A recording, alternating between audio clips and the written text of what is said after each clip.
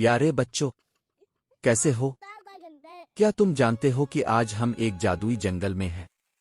یہاں درخت بولتے ہیں، پرندے گاتے ہیں اور چھوٹے چھوٹے جانور ہمارے دوست ہیں۔ چلو میں تمہیں ایک دلچسپ کہانی سناتا ہوں۔ ایک چھوٹی سی بچی جس کا نام زینب تھا، ایک جادوئی جنگل میں گم ہو گئی۔ وہ جنگل میں گھومتی ہوئی ایک چھوٹی سی جھیل کے پاس پہنچی جہاں ایک بولتا ہوا خرگوش، ایک چمکتا ہوا پرندہ اور ایک دوستانہ ریچھ بیٹھے تھے۔ خرگوش نے زینب کو دیکھتے ہی کہا، اوہو، یہ کون ہے؟ کیا تم ہمارے جنگل میں کھو گئی ہو؟ زینب نے مسکراتے ہوئے جواب دیا، ہاں، میں یہاں کیسے پہنچی مجھے نہیں معلوم، لیکن یہ جگہ بہت خوبصورت ہے۔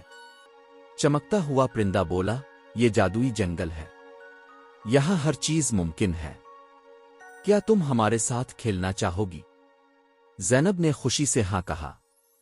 اچانک ریچھ نے اپنا پنجہ جھیل میں ڈالا اور پانی سے ایک چمکتا ہوا پتھر نکالا۔ وہ بولا، یہ جادوئی پتھر ہے، یہ تمہاری ایک خواہش پوری کر سکتا ہے۔ زینب نے سوچا اور کہا، میں چاہتی ہوں کہ میرے گھر والے مجھے ڈھونڈ لیں اور ہم سب یہاں اکٹھے خوش رہیں۔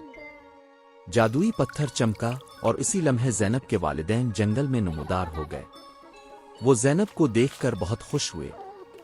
خرگوش، پرندہ اور ریچھ نے ان کا استقبال کیا اور سب نے مل کر جھیل کے کنارے ایک چھوٹا سا جشن منایا۔ پیارے بچوں، کیا تمہیں یہ کہانی پسند آئی؟ اگر تم بھی کبھی جادوئی جنگل میں جاؤ تو یاد رکھنا، ہمت اور دوستی سے ہر مشکل کو حل کیا جا سکتا ہے۔ اب چلو اپنے دوستوں کو یہ کہانی سناؤ اور جادوئی جنگل کے بارے میں سوچو۔